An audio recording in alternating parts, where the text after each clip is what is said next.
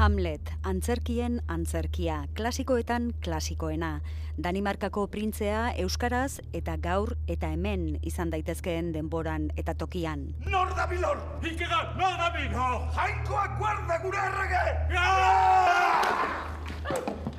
Beñat? Hamlet gaur egungo euskaldun bada. Eta hola balitz, zer jortzun luke testu honek gure egoerarikiko. Eta orduan hasi gira horren inguru lan egiten. Duela ia urtebete hasi ziren lanean Arte Drama, Le Petit Théâtre du Pain eta Déjà Vu konpainiak Simon Fuchsen zuzendaritzapean.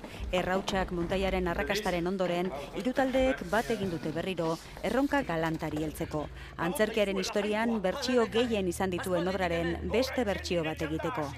Eta Horazio! Hemen nauk, motel! Jendeari nolabait heltzea, gaur egungo bortizkeri kasu batzuen aurrean Hamletek planteatzen dituen duda edo ekintzara pasa edo ez pasatzearen interpretazio hori. Geldi! Hortzetorrek barriz ere! Leko beraduk! Errege sentuaren antzekoa guztiz! Itzegiok Horazio!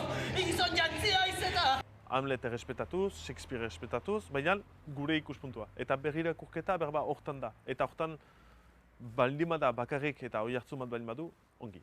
Gure herrialdean mehatxatzen duen batuaren begi balin badakizu!